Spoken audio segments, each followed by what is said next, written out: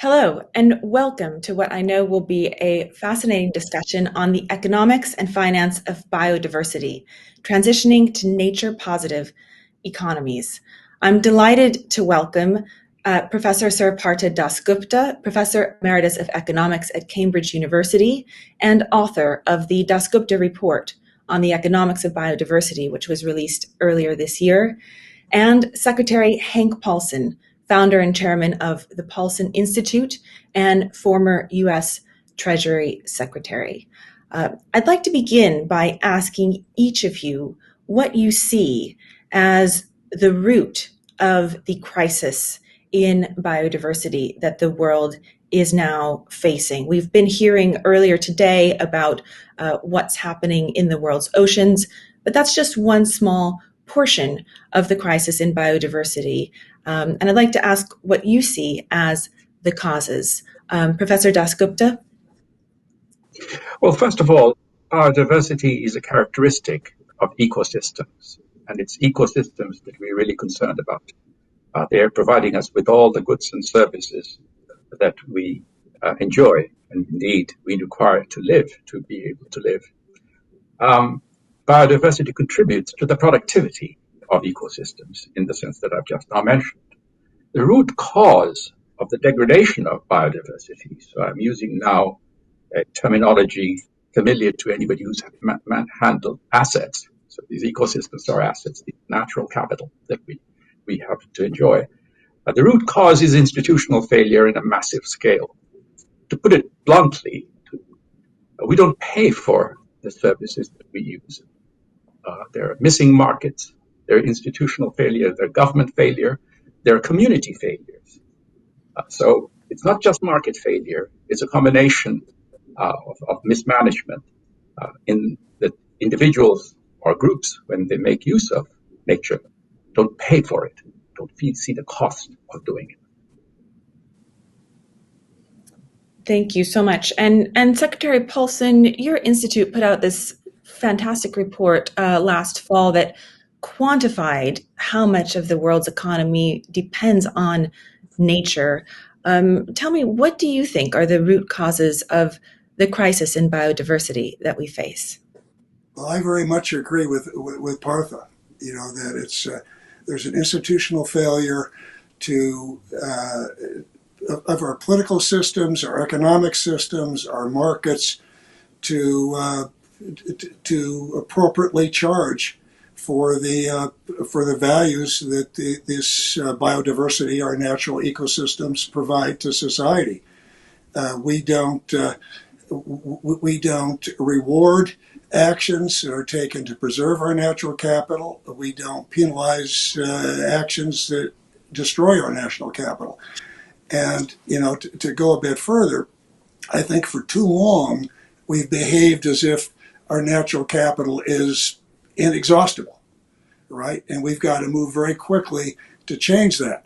And, part of the reason is, scientists are just beginning to do the work that they need to do. And studies like Partha has done beginning to do some groundbreaking work on putting an economic value on natural capital. You can't do that precisely. So the market value we placed on them is going to be imperfect. But let me tell you, imperfect can't be the enemy of the good. Because if you don't put a value on it, they're treated as if it's free, and then policymakers will treat them maybe as being worth zero, right? And so there's been a lot of work done to really quantify what these costs are. And and I think both of our studies broke some new ground there. I think I could add to what Hank has just now said is exactly right, of course, is in fact we exacerbate the problem by putting a negative price on all the subsidies we governments have offered for our use means that they're coming with a negative price, not just zero price. You've just now had a session on the oceans. The open seas are a very good example of an open access resource. We use it all the time, transportation of goods, material, cruises, and of course fisheries too, and nobody pays any rent. That's a massive failure. That's zero price. But then on top of that, course, there are these something like 4 to 6 trillion US dollars annual subsidy from fossil fuels, you name it. So that makes it even worse. The pressure is even higher on Yeah, Mother I Nature.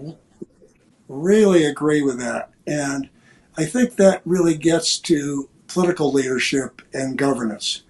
And I don't care what your political ideology is or what system there is, political leaders want to keep their jobs, right? And they find it difficult to ask society to have short-term sacrifices, even if it's going to benefit, lead to the long-term prosperity. And this is particularly difficult when you have long-standing economic practices that are deeply entrenched in their vested interests. And so it's going to take strong political leadership in the face of that.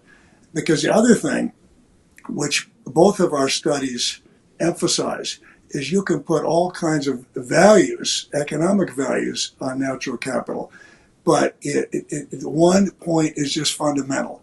It's a lot easier to protect it before it's damaged than to deal with the consequences or pay to restore it, right? And so we've got to, it's really important that the world wake up to this crisis before it's too late.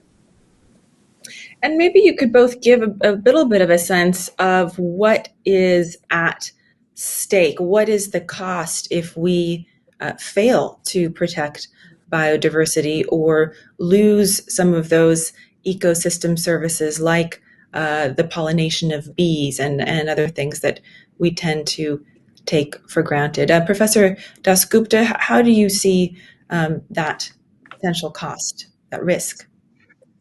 Well, huge to begin with.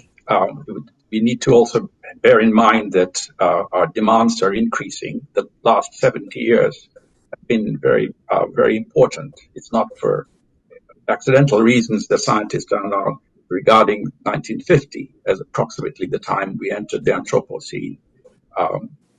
The global GDP has increased by a factor of 15 folds in 70 years. It's phenomenal. It's huge. So the burden we are imposing on Mother Nature's goods and services, which we have been transforming into final commodities, is really rather large. Now the risks. The thing is that the economics of climate change, as it has been practiced recently, has really focused attention on one of the services that Mother Nature offers us, which is climate regulation. But there are at least many others. For example, those who think in terms of planetary boundaries think in terms of about 9 key processes that are shaping our lives. Now, the interesting thing about it is whether it's 9 or 11, 15, depends on your classification mode, and that's not the interesting. The interesting thing is that there is more than one. And the next interesting thing is that they are complementary to one another. They're not substitutes. You can't say, well, let's have a lot of pollination, but not worry about climate. Or we don't worry about nutrient cycling, but we can substitute it away by worrying about the climate. It's not quite a house of cards. Mother Nature is robust enough, but then we are so powerful now as a species that we are testing the robustness and resilience of Mother Nature. And the point I'm trying to get is that because they are complementary, if you put your attention on one and ignore the others, the house of cards will start crumbling down. Now, in terms of time, we're not talking about tomorrow, day after, 10 years, 15 years. Be slow degradation. And the point that Hank earlier made, which is that prevention is a lot cheaper than restoration, is a very deep one. And it arises out of the fact that these processes are what we call nonlinear. That is, the whole is greater than the sum of the parts. So when you chop up an ecosystem into bits, then the total productivity of the bits of the ecosystem that you've kept is lower than the original productivity. And that means it can cascade down. And you've seen that in your garden pond, for example. In the morning, it's clean, and then clear water. In the afternoon, if it's a hot day, you find that it becomes murky. let's switch. So these are huge risks because it risks not only our economies, but much more important, our lives. Yeah, so Partha, you said that better than I can, but the way I describe it to people is this: the risks are massive. We're focused on climate change. I spend a lot of time on climate change. There's no doubt that climate change is exacerbating and accelerating the destruction of natural capital. It's a vicious cycle, right? And natural capital is leading to climate change. But the way I look at it, this is bigger than climate change, just as you say it is. And scientists are way behind. We know much less about this than we know about climate change. But one thing we know is we rely very heavily on Mother Nature. And I don't think scientists even know enough to quantify what all of the risks are, let alone to calculate what the risks are. So when we start talking about destroying the balance of the global ecosystem, this is a huge risk, and it's one that, as I think, is bigger, as you said, bigger than climate change. And I think some of the things that we're going to do in attempting to deal with climate change, which are well intended, are actually going to hurt biodiversity. And so I think it's just, we really need to understand this. And that's why I just am so grateful for you and the UK Treasury, all you're doing to shine a light on this issue. Thank you very much. Leslie, one other point that these discussions sometimes can be misconstrued as saying that we are talking about the future. But in fact, if you look at past historians, paleoecologists have found wonderfully illuminating examples of local ecosystems being degraded, and consequently the communities that lived on those local ecosystems disappeared. There have been lots of studies published in the proceedings of the National Academy of Science most recently, but of course, if asked, talk to any historian, he'll give you. So there was a symptoms of, and if you also currently, in the current world, you see distressed migration from regions which have undergone severe strain, ecological strain. Of course, these are always multifaceted. There's no single cause. Proximate cause may be social turbulence. But then you ask, why was there a social turbulence? Maybe there was resource scarcity. Trying to migrate, neighbors don't want to because they're under resource scarcity as well, and the thing gallops away. So we do have plenty of examples of things going awry at the local level from times past. But today, we have a global problem. Yeah, and on top of that, the point that I should have made at the beginning is the extinction of species is really accelerated, and it's massive. So it's about 1,000 times the natural rate. And if this continues, by mid-century, we'll be missing 30 to 50% of the species on Earth. Now, think about that for a moment when you start looking at the risks that are going to be very hard to calculate. So one of the things that Partha study did, that we tried to do in our study, was, put a hard economic value on some of the things, and Leslie, you mentioned, for instance, pollination. And if you look at pollinators broadly, then you're talking about maybe $500 billion of value. And so we're going to work to break new ground to put economic values on nature when we can do it. But the thing that I'm even more concerned about are all the risks that we don't know. And I think I think the values we're placing on nature is understating the value. So I think we're massively underestimating this risk. And there's a need to accelerate this.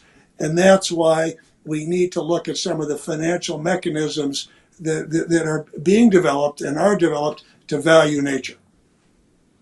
And I wanted to ask more about that. We've talked about what's wrong and what's at stake here, which is so much. But I'd like to hear a bit about what you each see as some of the solutions. What's the road forward here? Secretary Paulson, in your study, I believe it quantified this financing gap.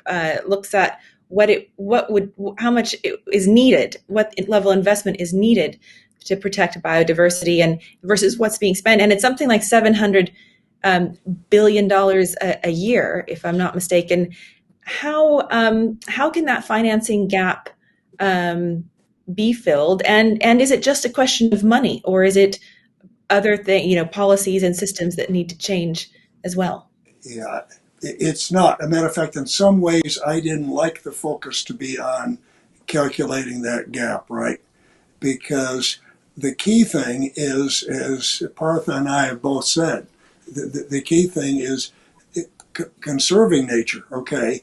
This is not like a financial crisis or the economic impact of COVID, where government can come in at the end and clean up the mess with a lot of money.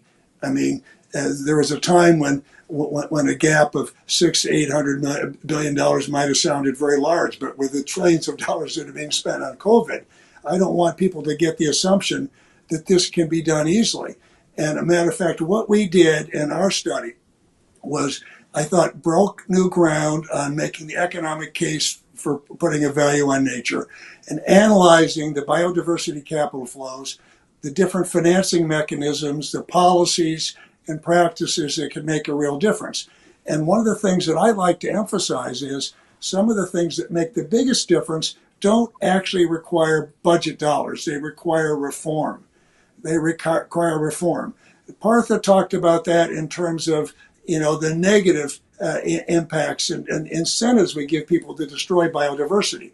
But if you look at agriculture subsidies and policies writ large, where I'm talking about ag and forestry and fisheries, it'll make a huge difference if we still came up with ways to incentivize production, but reformed those and restructured those in ways in which they don't degrade our natural capital.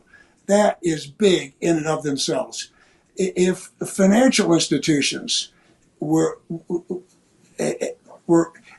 did a better job of analyzing and looking at the impact of investing and lending decisions that impact the environment, and having to quantify those and disclose those, negative and positive, that would make a huge difference. And it doesn't require a lot of government spending. So again, we analyze the different financing mechanisms, and there's some interesting financing mechanisms out there, and we need to develop more of them. But I want to emphasize the important thing is the political will to change some of these flawed policies that are leading to the destruction of natural capital. And Professor Dasgupta, what do you see as some of the key solutions or the way forward?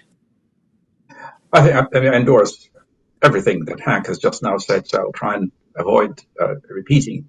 But I'll come close to them. It depends on the level at which you're thinking of the intervention. I think Hank is exactly right that much of it really is lay off as opposed to do something very positive. So layoff could be withholding subsidies, reducing subsidies. And it could be a positive thing would be to have institutions which, one of the things that I suggested in the review was the establishment of an international institution like the World Bank, IMF, similar to them, with the responsibility for monitoring and husbanding the global commons. It is just so that the financing part to me is a trivial issue. I think Hank is exactly right. It's trivial because suppose you were to do that, suppose you were to charge the appropriate rent for using the global commons, we are looking at a massive source of revenue, which could be used for all sorts of purposes. All right, laying off, then investing in restoring natural capital, wetlands, coastal fisheries, and so forth. So that's at the international level.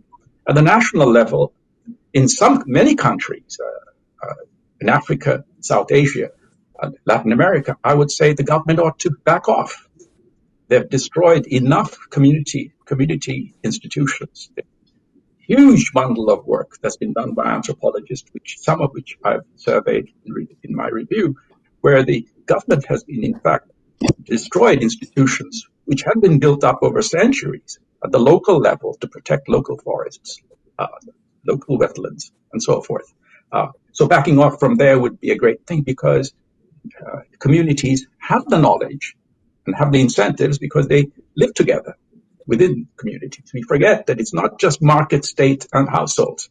To that, you also introduce civil society or communities, and their activity is extremely important. So that's the intermediate level.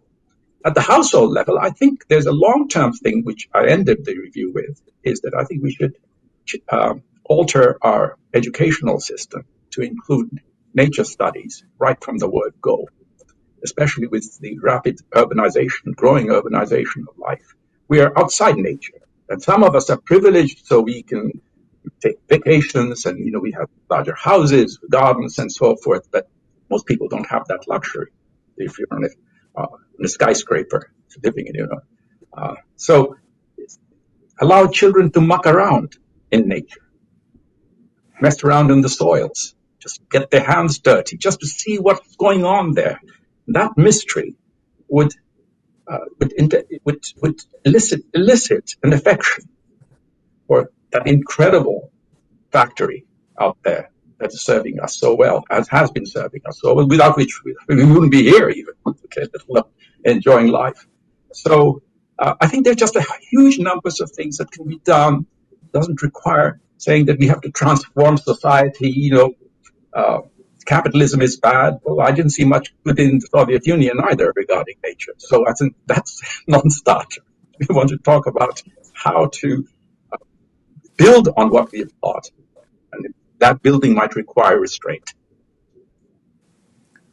I just loved what Partha said about having children muck around and having people understand nature, because no one wants to save something they don't value, and they don't value something they don't understand. So it really starts with education. But Leslie, I think you wanted to get to some of the financing mechanisms and so on. And one of the things that I've enjoyed working on in a Latin American conservation council that I helped found in Latin America are investing in natural infrastructure, investing in ecosystems.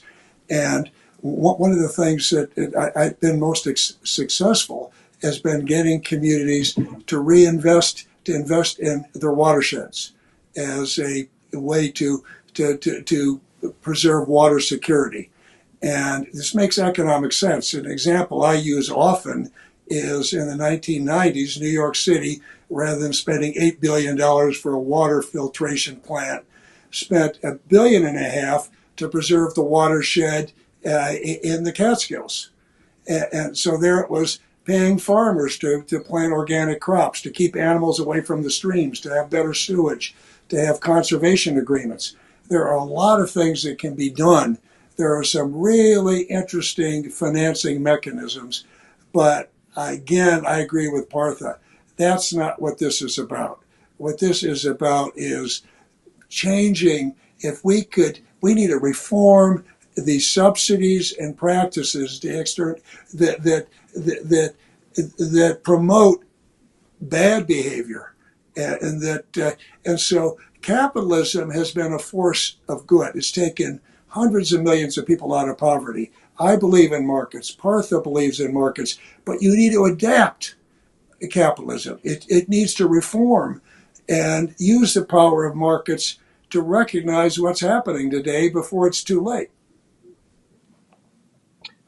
So when you say capitalism needs to reform, that actually ties in really well with some of the questions that we're getting from the audience. And to those of you watching this, thank you so much for joining, and thank you for your questions. We will get to as many questions as we have time for. The first question I'd like to start with is a question that says, so how exactly does one reward or penalize appropriately for natural capital? Which covers a lot of what we've been talking about today. And yes. Professor Dasgupta, I'll let you start with that one. Well, one example is something that we touched upon a few minutes ago, would be disclosure. So markets malfunction, and there are intrinsic reasons as to why they will continue to malfunction. It's really impossible to fix it, quote unquote, okay, with prices. There are deep reasons for it, and the review goes into it, and this is not the place to. But let's suppose, just take it from me, that you can't close the gap all the way through prices, okay? One way would be to substitute for prices disclosure. That is, today, 40, 50 years ago, I do not believe that food products disclosed the content of food. Okay. Today, you can't buy something without being told how much of sugar, salt, you name it, fat, and so forth is there. Why? Well, that's because consumers care about their own health, have insisted that the prices are not going to reflect the content of the goods, so we need to know what we buy. Now, suppose we use the same strategy to say, well, firms, they should disclose their entire supply chain, what's going on in the supply chain, the source. So let's suppose, just for the sake of argument, we are producing coffee, being manufactured here, shipped here, sold here, but the beans are grown 10,000 miles away in an obscure set of villages in a poor country. Now, what's the condition of the ecosystem there? Now, the firm has, of course, some interest in maintaining the ecosystem because, after all, if it cares about future profits, it doesn't want the source of the supply to be dumped. On the other hand, you have a short time horizon. The CEO may have a short time horizon, doesn't take that into account. One way we can discipline firms is for the consumers to demand that you actually describe in detail what's happening all through this food chain. So we used it sometimes by saying fair trading. But fair trading usually is thought in terms of treatment of human beings, like are you paying a fair wage and so forth at the source. Here I'm talking about now the treatment that we mete out to Mother Nature at the source. That's that class of issues. Okay. Now, if that disclosure is made, then of course that disciplines the firm, even though it's not facing taxes or subsidies. And if that's made compulsory, then there's a collective action problem is solved in one go. The firms don't have to take individual steps to do that because there's a risk of doing it as a first mover because you may get unstuck. On the other hand, you may strike lucky, be a first mover, may build up a reputation for disclosing what you have. You're an honest firm, you're a good firm, you care about Mother Nature and so forth. That might help, but it's a bit risky.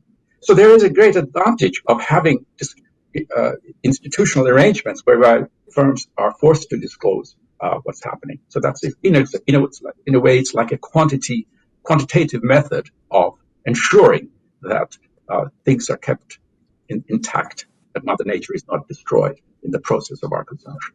That's one. There are plenty of other types of examples. I thought I'd do one which may sound a bit odd because it looks like it's like the authoritarian, but we are practicing that anyway, as I said, in the food market. Yeah, well, so I totally agree with that. There's a whole range of things, but it starts with government, right?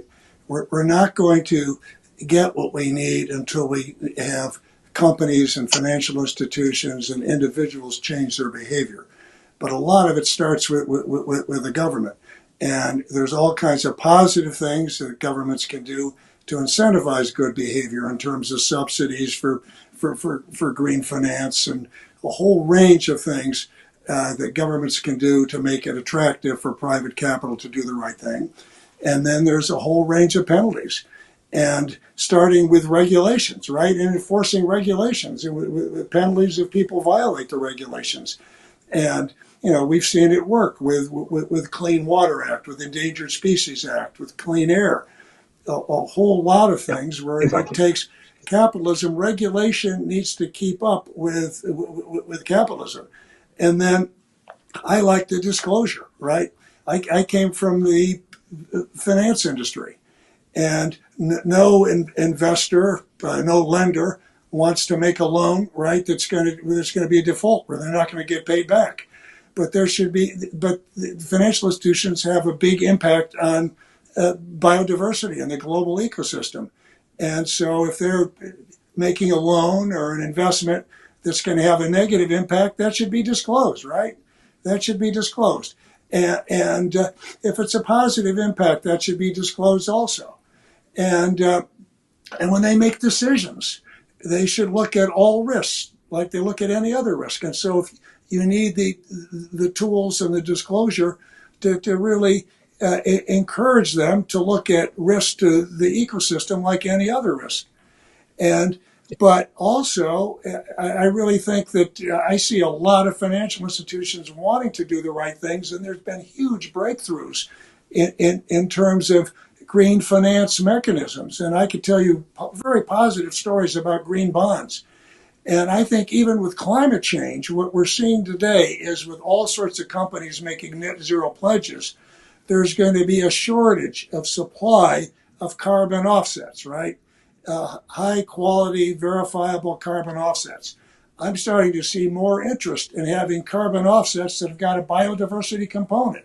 So if someone is buying a carbon offset and to help finance the preservation of a tropical forest, I think the value is going to keep going up for those. And so I think there's plenty of positive things and negative things.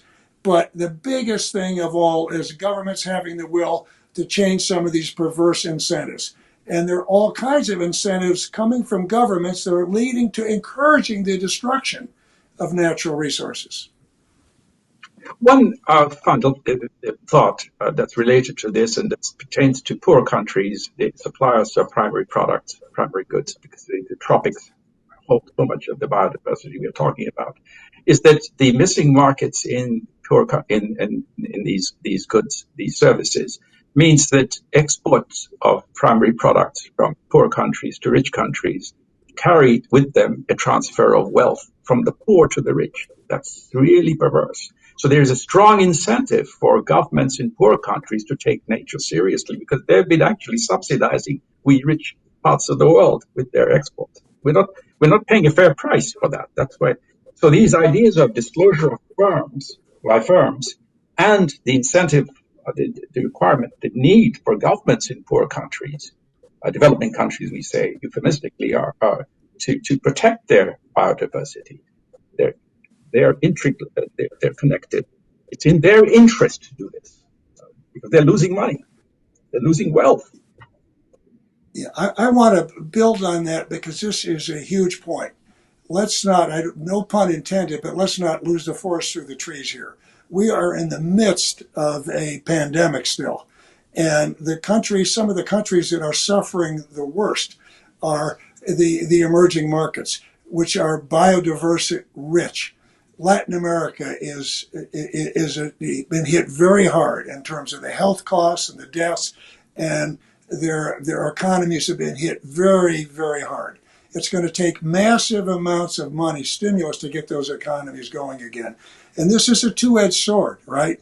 We cannot learn, if we don't learn from the past, we're going to find that we're going to build it back as bad as it was or worse. But there's a real opportunity today, given what we know, to build back green.